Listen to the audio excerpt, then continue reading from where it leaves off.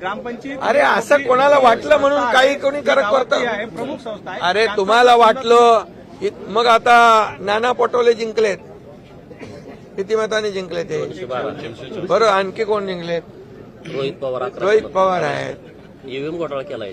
मग आता त्यांनी काय म्हणायचं त्याच्यामध्ये? काय ईव्हीएम घोटाळा झाला म्हणायचं? पंचायत ही संस्था तुमच्या विरोधात जाऊन मागणी करत आहे. एक सांगतो मी, कुणाला काही वाटेल म्हणून कुणी काही निर्णय घेऊ शकतो का?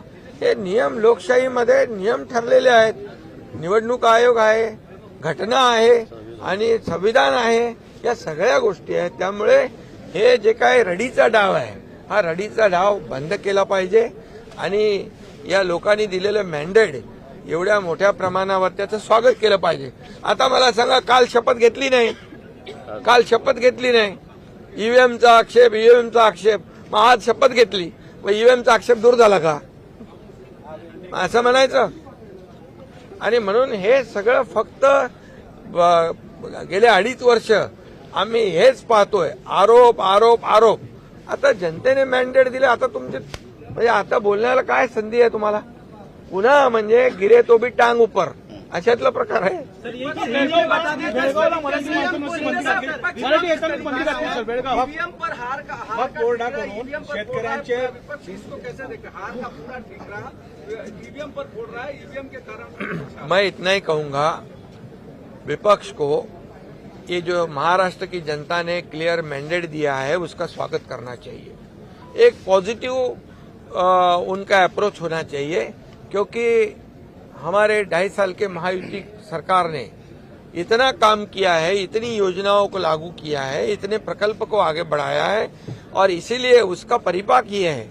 ये मैंने पहले ही कहा था, मैं, देवेंद्र जी, अजीत दादा, हम हर सभा में यही कहते थे कि हमने जो 2.5 साल में इतना ऐतिहासिक काम किया है कि इसकी स्वर्ण अक्षरों में उसका लिखा जाएगा, सुनहरे अक्षरों में.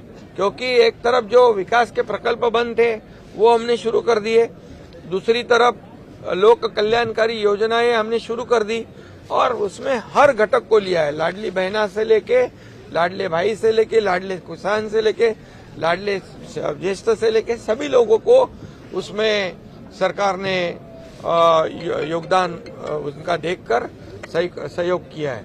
और इसीलिए मैं ये इतना ही कहूंगा कि उनका जो अभी झारखंड में चुनाव हुआ, प्रियंका गांधी जी का चुनाव हुआ, कई लोगों का चुनाव हुआ, ये इधर का नांदेड़ बाई इलेक्शन का चुनाव हो गया, उसमें भी कांग्रेस की जीत हुई है.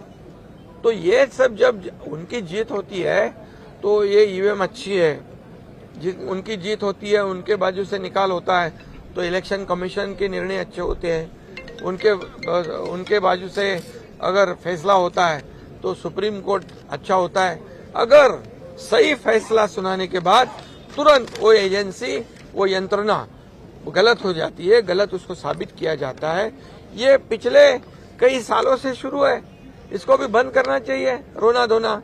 ये जो आज मैं कहूंगा कि लोकसभा में हमें महायुति के 2,48,12,000 वोट मिले और 43.55% वोट मिले और महाविकास आघाड़ी को 50 लाख मिले, 43.71 मीन्स पॉइंट का फर्क है, कुछ पॉइंट का फर्क है. लेकिन हमें जगह मिली 17 और उनको मिली 31. तब हम क्या कहेंगे? तभी ईवीएम का घोटाला नहीं कहा उन्होंने. देखिए, नियम बाह्य कुठलंही काम होणार नाही. हे सरकार नियमाने चालणारं आहे, लोकशाही मार्गाने चालणारं आहे, संविधानाच्या मार्गाने चालणारं आहे. त्यामुळे कुठेही कुणावरही अन्याय होणार नाही.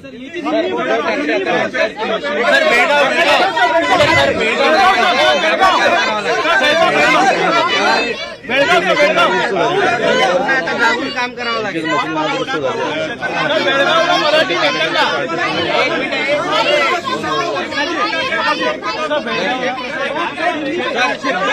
म्हणतात मशीनमध्ये घपलाय, आता झोपून नाही तर जागून. अरे बाबा, डोळ्यात तेल घालून काम करू दे, चांगलं आहे, काम केलंच पाहिजे.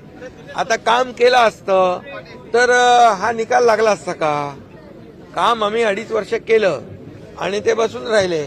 त्यामुळे 2.5 वर्षाचं कामाची पोचपावती आहे, कामाची पोचपावती आहे. शेतकऱ्यांना देखील हे सरकार कधी वाऱ्यावर सोडणार नाही.